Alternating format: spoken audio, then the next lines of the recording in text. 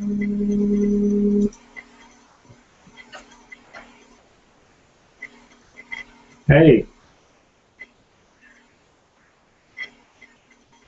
well, I've got Google On Air up, and I sent you an invite, and I'm just waiting. And it says I'm live.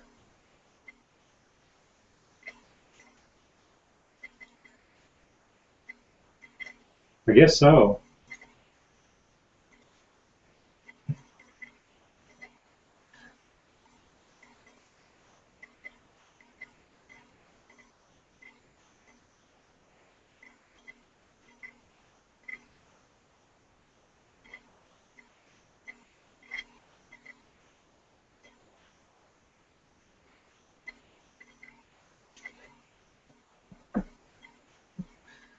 Yeah.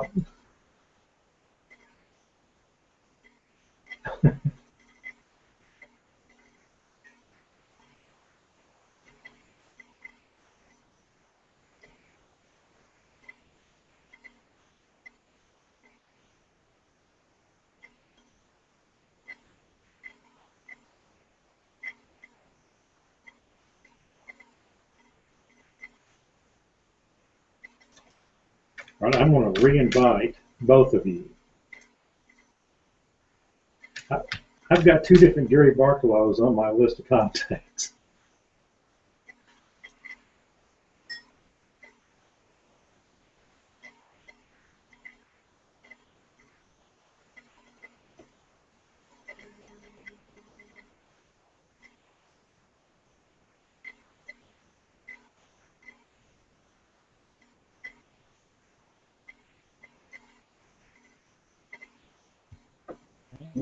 Okay, so we're on, right? You can hear me? Yes. Yep. Okay, let me hang up then, okay? So does this say that you are up? Oh, it says we're live right there. Yeah. Okay, now here's what we need to do. On the bottom right-hand corner, you should have a little link that says link. Yeah. And it's an iframe thing, right? Yeah. Okay, I need you to get that code, and I need you to email it to me because I need to put it into Basecamp and Secret Garden so they can see the video. So when I click on it, there's three things: event page, YouTube page, and video embed. Video embed. So yeah, highlight that whole video embed link and then email it to me.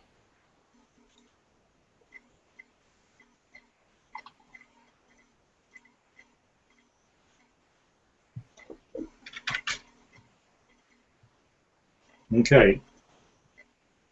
You've done that? On its way.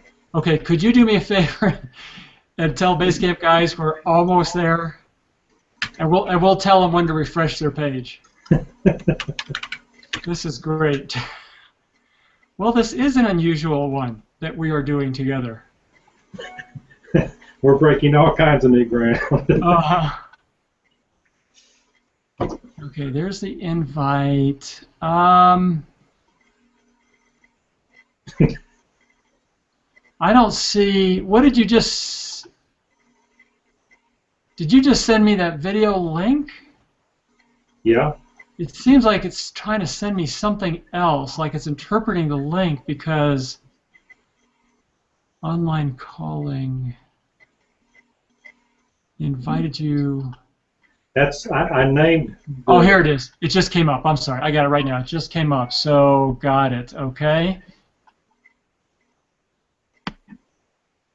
Perfect. Let me go put this in Basecamp. You know what? Now it's my turn. This is unbelievable. Yeah, you know what? I feel like you just gave me your cold. That's not fun.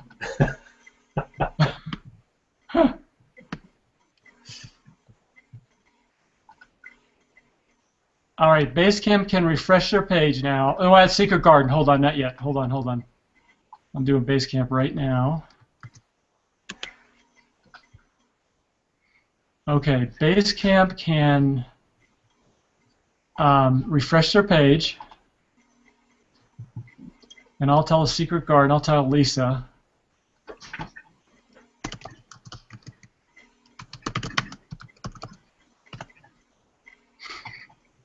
This is going to be quite the recording. Oh. goodness.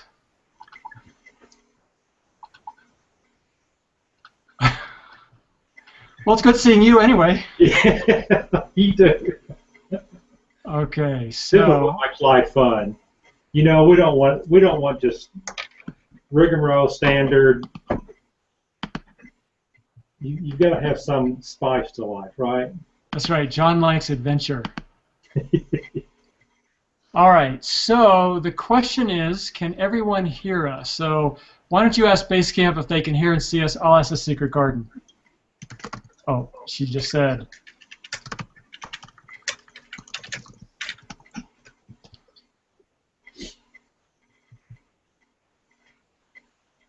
Oh, you know, I guess we ought to be talking, so so that they know.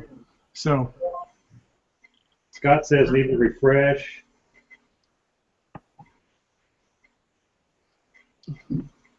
when we're done with this, at some point we'll need to see if you can share the YouTube video over to me. So Scott says he can now. Good. Okay. So I guess we're good, and you're the host. So what do you want to do tonight, John, host? I want to go to the bathroom. I'm kidding. It's probably a good idea. Okay, good, good. Everybody can hear. Good to know. All right, so why don't we officially start this? So anyway. See, when Sam's not here, it just all falls to pieces. He will love to know that. Okay, so everyone, we're so glad that you're joining us for Chapter 7 discussion, Awakening Your Desires. And this is already fun because John Hard is the co-host to this.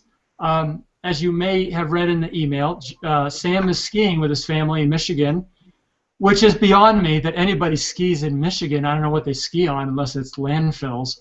But anyway, but this is really fun, John. Thank you so much for doing this. And I've had some desires awaken in me in the last 10 minutes, which aren't good ones. And what's so funny is, no, funny's not the right word for this, but this is, at least for me, this is a week before doing this, or not a week before, this is a few days before doing the retreat in Chicago. And I mean, it feels like these last couple days, everything is falling apart. Everything is 100 times more difficult. And, I don't know if it's all warfare, but I'm highly suspect, especially when I go to host this. Thank you, John, for doing it. I go to host it, and YouTube says, warning, your subscription to YouTube is now suspended for copyright violations. And they're going back and telling me I've used unlicensed music, which I have licensed and purchased for some of these videos. So anyway, God gave us a way around through John Hart. Thank you so much, John. Hey, my pleasure. This is fun, and I'm glad to be here. Good. So everyone, again, like always, John and I really would like to respond to your questions, your comments, your stories, your ideas, more than we want to just simply repeat the information in the chapter. And as I said, and as you probably know, the gist of the chapter is God's awakening and deepening process of our desires. That before we can start to really discover our desires, He has to awaken our heart so we can be alert to them and they surface. And then once He does that and they surface, then He has to help give us a deeper understanding of what those desires are. So, would love your reactions to this, your thoughts. And John, I'm gonna do to you what Sam does to me, and I'm gonna throw this at you. I'm gonna throw a fastball, actually. Okay. And let me ask you. Okay, so in the last, let me say 6 months. Let's give it a good period of time. In the last 6 months, can you recall anything, any kind of an awakening experience, big or small, that God has done with you, with your heart? In the last 6 months. And we can expand that to a year. I don't, just anything that comes to mind. I think I would say yes. Last fall, he began to awaken in me a desire to have fun. Now, you remember, I'm an accountant, so, for an accountant to learn how to have fun, he just began to tell me, you need to do things that are fun. You need to relax, enjoy life, do things with your wife. And so that was my assignment. And in fact, that was the main assignment I got out of the It's Your Call event in Ann Arbor. And he did some amazing things through that, just getting me to get out and enjoy life, enjoy going places with my wife, enjoying her presence. I'm still not sure how that fit in with my calling. Well, okay, let me just stop you there, because you reminded me of something that I think is a story I forget, but I think it's so incredibly important, and that is, when we did that event in Alabama, I thought it was a great event, and the stories that we heard from the guys were, the kind that makes your heart happy because it's what we were hoping for. Mm-hmm. But we both experienced a little bit of the disappointment of expectations, because we had 12 guys there and we didn't have the numbers we were hoping for. But I know at the end of the retreat, not at the end of the retreat, maybe a week or two after, you told me that one of the things that occurred for you by the retreat was the connections that you now had to men's lives, a deeper connection than you had before the retreat because of doing it. And that really struck me, that we always think God is up to one thing when we have a focused kind of effort, but that was an awakening for you, right, that you were starting to talk about. It was. It was an open door to many guys' lives to do what I really love to do, and that is just plug in, find out where they are, bring encouragement, bring hope, dig into the deep places in their heart, and I have continued to be able to do that with a lot of those guys, even in the last month or two. In fact, one of them was in my office an hour ago, and we were talking about what's going on in his life and career choices, and it was just a great opportunity because we have that base to work from now. Yeah, it is amazing if we will stay alert, and we really have to be alert and oriented on all accounts, on all fronts, because God will use anything to create a way to awaken our heart, to show us a means of doing something. And yeah, that's just amazing. And that was what, a year ago or a little over that? A little over that retreat was? Mm-hmm. Yeah. January. Okay, so I see on here, Scott asked a question about this quote about the fact that God writes the meaning on our heart in cryptic form. And I love that quote because it is so true. As he said, he writes us in a mysterious way, in cryptic form, meaning secret, coded. And I think that's just so true, going along with Oswald Chambers' quote about that no one hears the call of the sea but the one who has the nature of the sea in him. That we have the nature of God in us, and therefore His life and an aspect of His glory, and only we can hear that. Other people can get glimpses of it, maybe hear a whisper of it, an echo, but we are the ones that have to hear it because it's in us, and we are the ones that have to decipher the code being our desires written on our heart.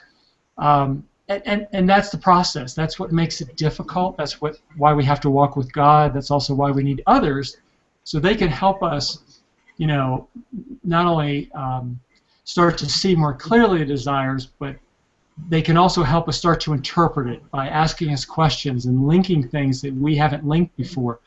But it really is in coded form because desires aren't easily understood on any realm to me. So. And so when you're walking with another person, they will see those things in you that you don't see. And when they point those out, then it's like they interpret the encrypted code for you. I've had people do that with me on a number of occasions.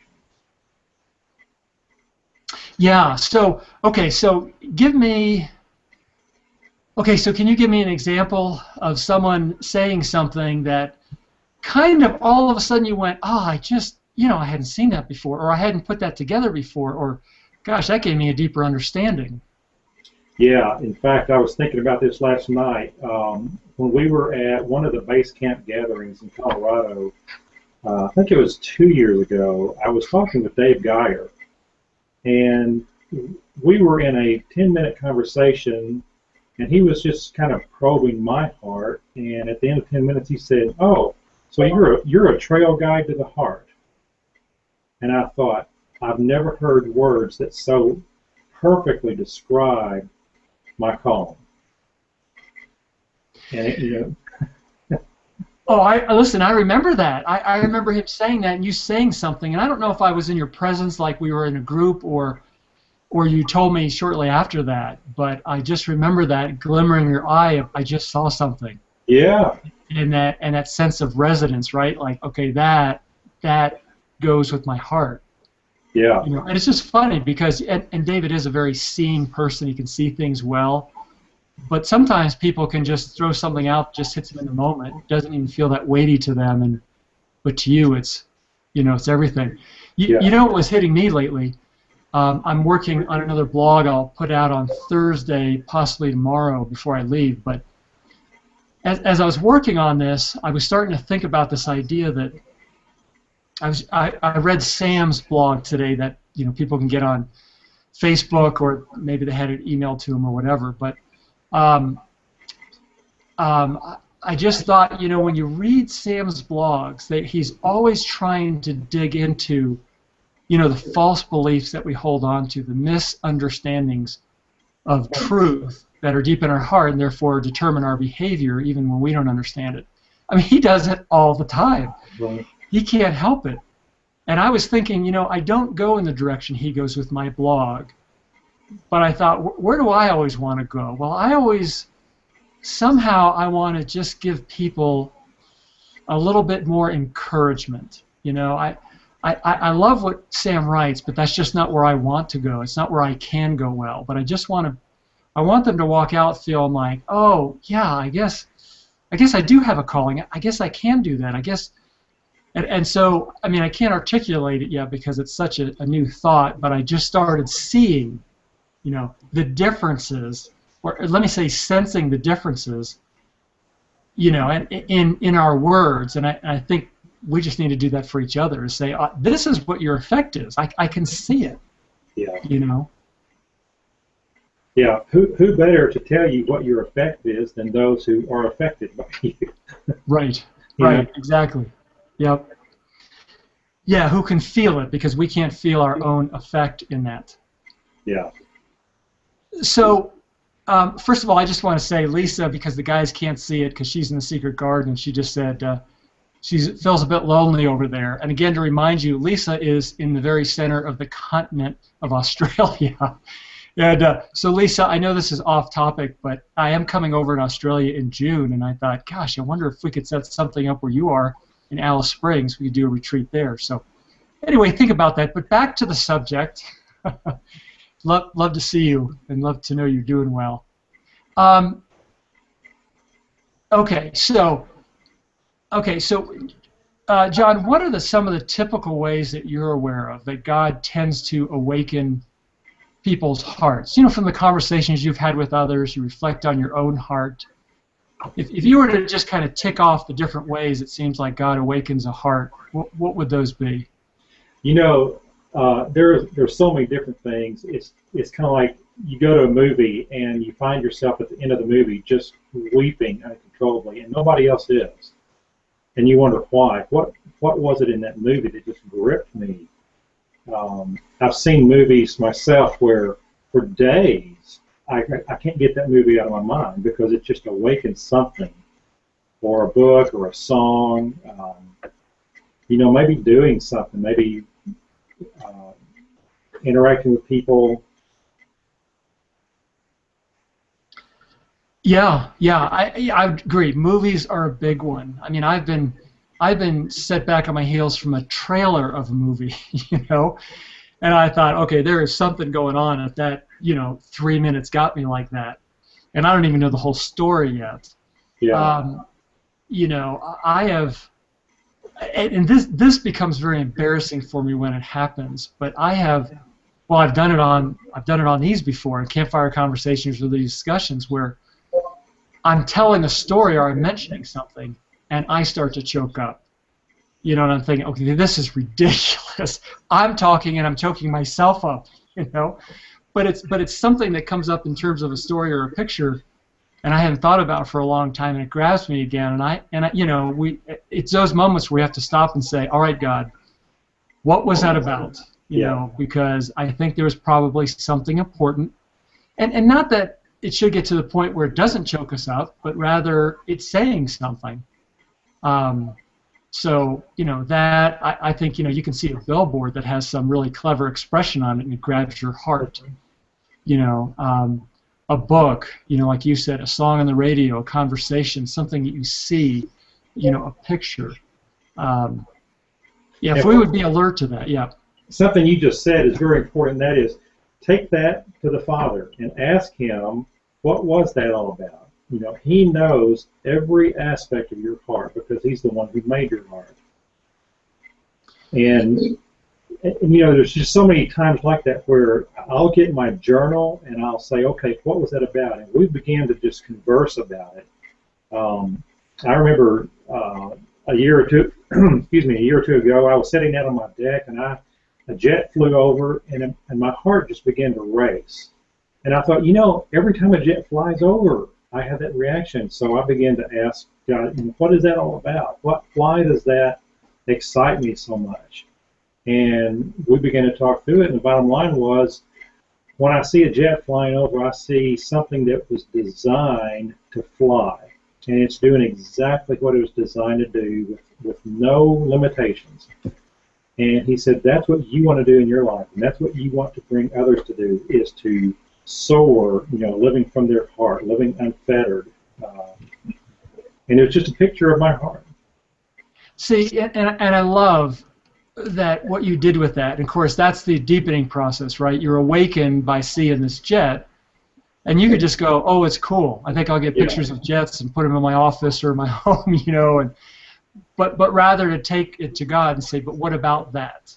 Take me deeper. And that's why I so love that you're the one that brought up to me, Gary, what if we had a kind of a, quote, small group facilitator for the online calling group people, and we did that just like we do during the in-person retreat.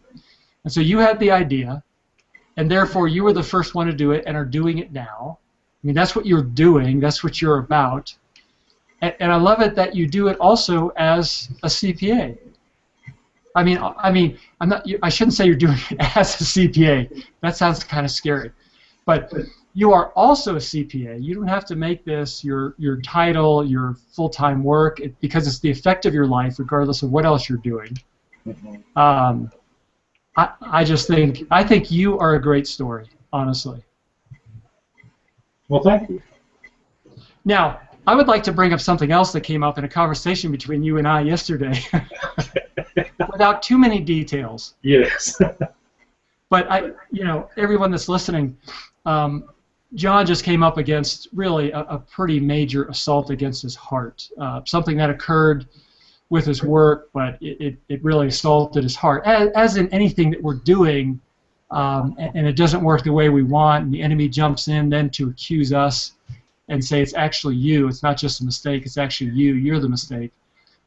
And one of the things, and John, am I going in a direction that's going to violate our friendship and our confidentiality? This is fine. Yeah. Okay. So one of the things that John said, and I have a few friends that are CPAs, and I've heard the term many times used, trusted advisor. It seems to be a pretty traditional term for the field of accounting. Is that correct, John? Yeah. Okay. So John said to me, you know, I don't think I can be a trusted advisor again. And, you know, partly we could look at that with a situation within the field and the practice of being a CPA, but something in my heart dropped because I thought, I think this is going deeper with John because he is a trusted advisor. That's what it feels like in my heart. And I don't mean advisor outside of friendship. I mean inside of friendship, where the core is friendship. and advice is one of the things that comes out of that.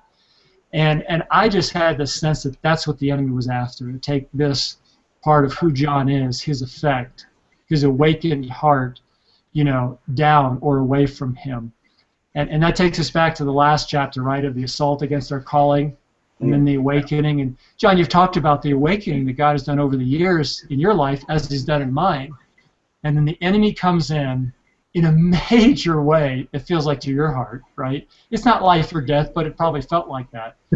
And just to take your heart out and shut your effect down, and yet, again, your awakened heart knows this is partly who you are. Now, I know you don't like to use necessarily the term trusted advisor outside of your work because it's such a work term, but it is such a, I honestly believe, a weighty, transcendent term.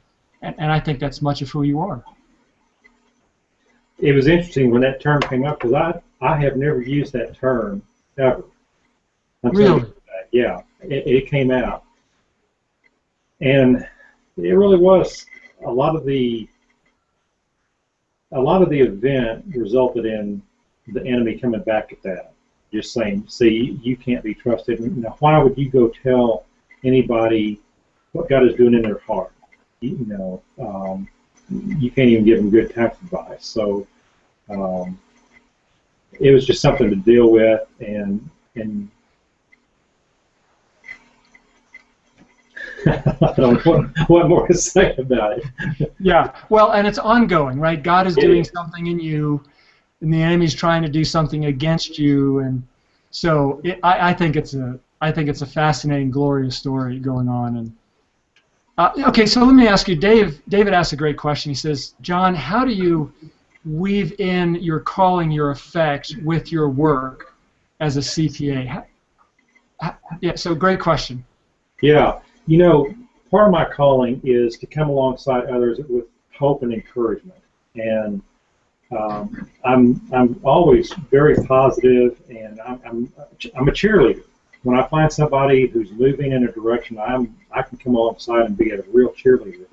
And so I get to do that with my clients in their business. They come and they talk about what a lousy year they had, and I love to just say, well, you had a lousy year, but look here. Here's where you made some progress. Here's where you did this. Look what you've accomplished. And, the story's not over. So just from a business standpoint, the effect of my life comes out in helping people with their finances, with their taxes, with their business, and that sort of thing. But then what happens very often is I get into a conversation with somebody over income taxes or whatever, and then when that's over with, I'll say, so how are you doing? What's going on in your life? And it's just not unusual at all for it to be an hour and a half later when we finally hang up the phone or they finally leave. And we have really, we've taken a trail guide down into the heart, and we've discovered things going on there. I could just tell you story after story of business encounters that ended up being heart encounters. Yeah, your story, your life reminds me of the Patch Adams thing, right, where he said that the reason I love the idea of being a doctor is because I can connect with people at their most vulnerable moments, and bring healing, yes, but hope and encouragement and joy, and many people try to find connections with people. You have connections with people because of your work. And I know you bring that encouragement, and that is the effect, the trail guide. So yeah, someone may walk into REI and want to buy gear, but eventually you can say, you want me to help you get to that summit? I can help you do that, know. And so you're a trail guide working in a equipment company, in a store. So you're a trail guide working as a CPA. So anyway, I think it's a great story. Yeah. It's the one thing I can do to make accounting fun. Yeah. Is it working? Yeah. Good. Well, and everyone listening too, one of the things that would be good, I think we should mention here is one of the things you had to consciously do to offer more of the effect of your life and not let your work consume you and kind of push out the effect, especially during the busy tax season, was you hired somebody to do some of the work you've been doing so that you could free your heart, your time, your effect up for other people. And a lot of people will just say, well, I don't have time. But see, you went after that and said, well, I'll have to make time. It's something I'm choosing to do, and it will cost me because you've got to hire and pay someone to do some of your own work. But that's part of the process, right? Of making some choices, some sacrifices in order to bring more of yourself to the world. So I commend you for doing that. That was definitely a result of just the years of being associated with you and reading your book and realizing, I mean, the very first time we went to, that I went to a calling intensive, I think one of the key things I got out of there was you said, don't wait for an opportunity, don't wait for a business, don't wait for a ministry to start up and you be able to do your calling there. Do it where you are and just pursue it right where you are. And so that's what I've done. It's still in the process of doing that. Yeah. Well, listen, I'm adjusting myself about every other day here. Yeah. So Scott asked a great question. He said, so what do you do when assault kind of takes you down a notch or two? And he said, I feel like it's done that with me. And you know what? I mean, recovery is a word that we all should associate with and we all live in, right? Recovery from whatever, we get knocked down a couple notches and it's time to recover. And so, for me, I know these last couple days, like I said, they have been horrendous for some reason. Things not working and my heart not being in a good place. John, you and I were talking about this, that I've been in this place of, frustration, anger, agitation. Everything makes me mad. And I don't like what's been coming out of my mouth for the last 48 hours. And I honestly have to say to myself, I don't like this man. I am not this man. This is not really who I am. So I'm fighting for who I am versus I'm fighting against who I am. I think there's a big difference in those two things. And I think, it's kind of going back to saying, look, I know who I am already. This is not like me. This is something else going on. I'm going to walk back to that point and move forward instead of trying to crawl back there. There was a movie we used to show a few clips from at the end of the calling retreat, and we don't anymore because there's just not enough time for everything, but it's from the movie Memento. I don't know if everyone's seen it. It's a very strange movie. It's probably 20 years old, maybe older. And the movie was done, the story is done in reverse. The very beginning of the movie is the end of the movie. And the end of the movie is the beginning of the movie, of the story. So you have to walk through it from beginning to end. And as you do that, you're actually walking from the end of the story to the beginning, and it starts to make sense. So anyway, at the end, what you realize is this guy has, his wife was murdered, and he tried to save her, and it happened in their house. And as he did, he was knocked unconscious, and he had sustained a brain injury. And the brain injury caused him to only have about a 5-minute memory. And everything beyond 5 minutes past would just disappear. So in his quest to figure out who killed his wife, because he actually saw the person, he entered the room, every time he discovers a clue, he has to write it down so that he doesn't have to rediscover it every time. And the facts that are really important, he would literally tattoo on his body, on his arms, his legs, so that it couldn't be lost. And plus, he would always end up looking at his body and going, gosh, why is that on there? And he'd say, okay, this must be important if I tattooed it, and I'm starting with what I already know. And I think that's a secret when the assault comes, is we have to keep going back and starting with what we already know, and don't say, oh, it's been lost, I don't think that's true anymore, I got to start all over. You don't. We don't. You start with what you know and move forward, even if it seems to speak against what you're feeling in that moment. That would be my take at answering that question. John, what about you? Oh, that's a good question, and I don't know if I have a good answer because I go through that all the time, and for me, I just trudge through it. I don't. it's like I find myself in the ditch and I don't really know how to get out, and half the time I don't even want to get in. I just want to lay there. And yeah. Oh, listen, I am with you 100%. Yeah, I'm pretty comfortable in the ditch. I've spent some time there and know how to work there. You know, and then Scott says, he said, you know, what if that sense of assault feels like it's from a person and it keeps happening? That's difficult. You know, it's difficult when it is a person and, you know, it feels like a landmine field, but, you know, my sense, obviously not knowing any details, nor asking for them, you know, over the chat line or anything, is my first sense is if this is a relationship you don't need, it might be good to walk away from the relationship. If it's a relationship that's really non-negotiable, right? It's in some way family, you know, wife, children, extended family, relative. At some point, you know, it's already toxic. So at some point, you probably need to approach it when you know your heart's right and you have a sense of God's timing.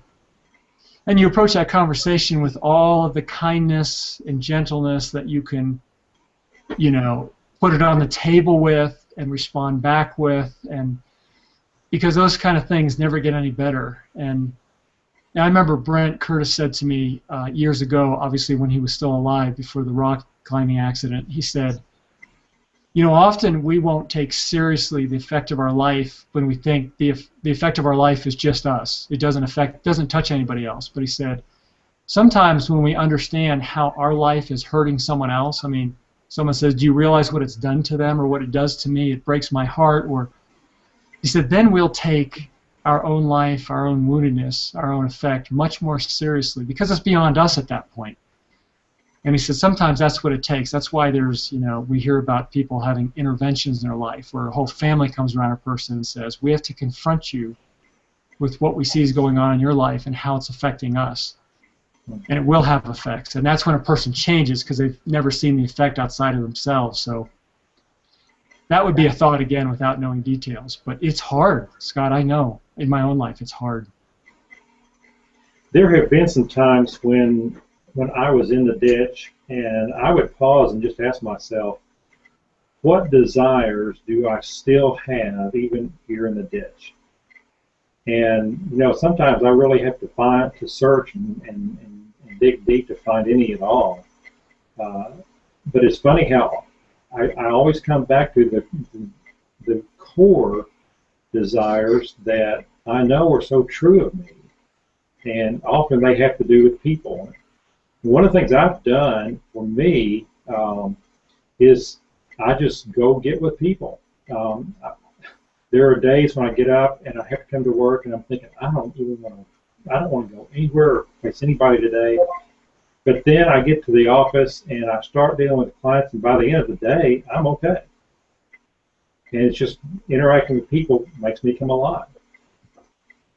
Well, and see, so there goes, you know, we're coming back to this idea of an awakened and deepened heart, let alone desires, because you know what you need, you know, and as we are alert and oriented, we know what we need. I mean, there are times when I really need to be alone. I need to get in the car, go somewhere where I don't talk to anybody, see anybody, and I just need that for a while. And I know when I know when I'm doing that and I'm running away and I shouldn't. But there are times when I simply need it. And then I can come back to people because I just need a quiet, you know, time for a little bit. And then I can come back. And then there's times when, you know, I just need to be around a few people and say, I just need some encouragement. I need some understanding. And, you know, there's guys I know that's what they'll give you. They won't laugh at you, or they won't, you know, start to give it and then they'll turn the conversation where they pull it from you for them, you know. But we all know we need turns with it. Now, if some guy needs it all the time and never will turn the tables, you know, there's another problem to talk about. But yeah, John, that's so good of understanding what your heart needs and getting it. And it takes a lot of courage to say to guys, a few guys, and the right guys, can we get together because I just need a little bit of hope, a little bit of faith, a little bit of encouragement, a little bit of light on my life. And most guys with a awakened heart who know their heart would know how to do that. Now there are guys, if they don't know about their heart, they're gonna do more harm to you, if you ask them to get together. But again, that's why we have base camp, right? We have a community of men. I guarantee you that if you were to say in base camp, on the chat line or as a comment on the left side that gets kind of broadcasted out, and you said, you just told a few guys, I would love to can we get a little time on the phone? I just need some encouragement. They would be on in a heartbeat with you. I mean, John, you emailed me because we were talking about doing this. And I said, hey, would you be willing to do this? And you said, can we get on the phone? I need a friend. And I mean, everything got dropped on my plate instantly because you said that. And I thought, if you need a friend, I'm here. I don't care what's going on. We're doing this right now. And every guy in base camp is like this. So don't hesitate. Andrew says it does take courage, and that's true. It'll take courage the first time. But, for example, yesterday when I sent you that email and you replied back and we had a really good talk and you had some really good wisdom for me, it won't take nearly as much effort on my part to call you the next time. That's true. Yep. Yeah. Yeah, Bob Kane, and he, as you guys know, he joins us on every call. He is just such a good man, and he wants to be here all the time with us, and his heart is so big and so good. Anyway, he's a guy you might want to email or call or whatever, but he said, challenge for me is not hesitating to get with guys, but the difficulty in finding them. I go first to base camp guys and other distant friends. They're only geographically distant. Yeah, and the danger, and part of the danger, the heart risk with base camp is that you can put something out. I mean, we all know this, right? You can put something out, and let's say it's where you send out an email. And the problem with me is, at least my problem, and I think it's common with all of us, is I get an email and I think, oh gosh, I want to respond to that. Well, if I hesitate, if I just go, listen, I'm in the middle of something, I'll get to this in 30 minutes. All of a sudden, it's worked its way down the email list, and I don't see it anymore. And then, 3 or 4 days later, it hits me, and I go, oh, my goodness, I forgot they emailed me, and they wanted to talk, and, man, I didn't do anything, and now I feel like I heal. Now I feel like I can't call them or email them back. And so it happens. We just have to be.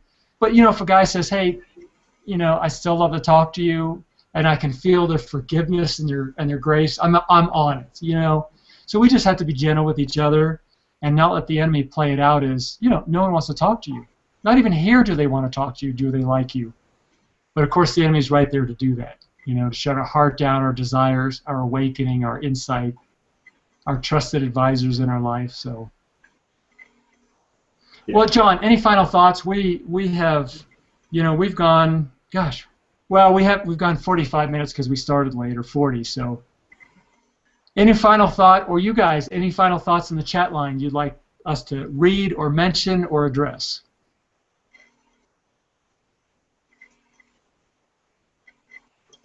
Or Lisa, you are our token woman here. We're so glad you're on with us.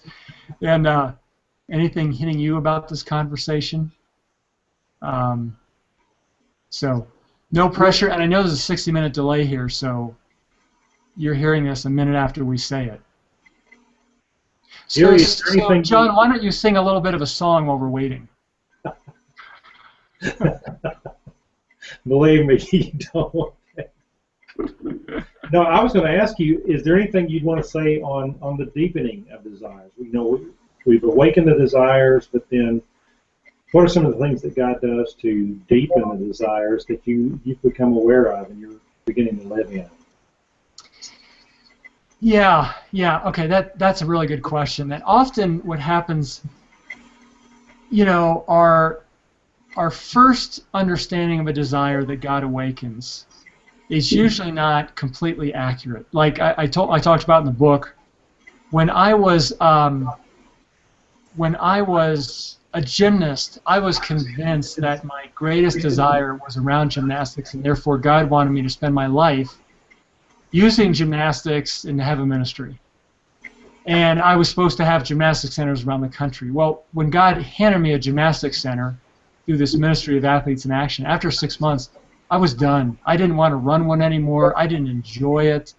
It was way too much work to have a little bit of interaction time with the kids or the parents. And I felt like God said, right, I want to give you a deeper understanding of who you are and what your life is about. And so your desire to understand what makes, for instance, in gymnastics, a great performance, and kind of what are the parameters around that, and how do you bring yourself to that? How do you prepare and train yourself to do that?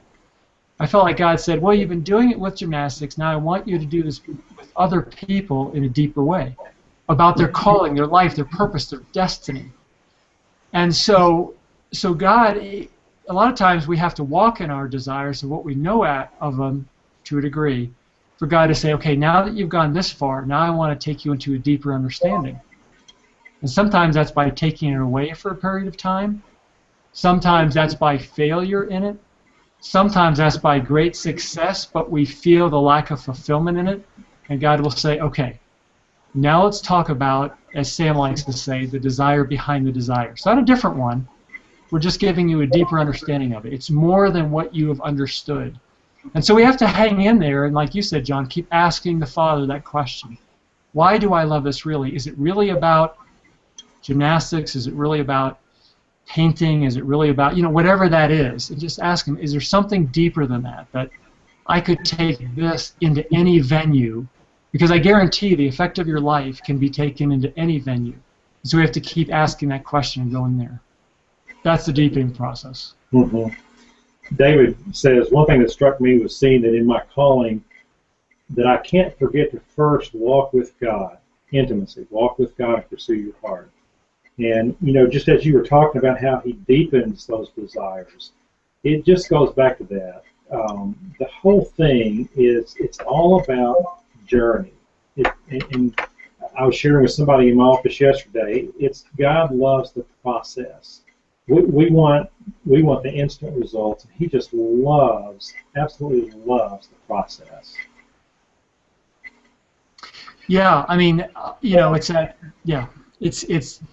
number one is God is trying to make us into the person that can, carry and offer well the desires of our heart, the weightiness of our life, and that's just a process, period. I mean, he may show us in an instant something about our desire, but becoming that man or that woman is always going to take time. And of course, that favorite verse of mine, in a weird sort of way, is that not verse, but that saying by Oswald Chambers that, that God uses sorrow to burn up shallowness in a man. And so that's how He's going to deepen us, to make us, to bring in the humility and gentleness and patience. It's typically that comes through sorrow in our life. There's no way around it, really. It's not just learned. It's not just embraced. It has to be experienced. So, right. Yeah, very true. Well, everyone, this has been fun. John, thank you. This thank has you. been really fun doing it together. And so thank you for hosting this, John, because I'm not hosting it. They've taken my right away from me to do it. So thank you, everybody. We'll hopefully see you next week, and we'll do Chapter 8. And again, we may be a little bit before we do another campfire conversation next week. Sam and I are in Chicago with Jerry Smook doing the It's Your Call retreat there. And then after that, there are no other retreats that I'm aware of until May that have come up yet. So hopefully we'll get those lined up. So, good, John? Yes. All right. So, John, when I say good night, you need to hit the stop broadcast. I will do it right now. Or whatever you want to do. So, all right. See you, everybody. Good night.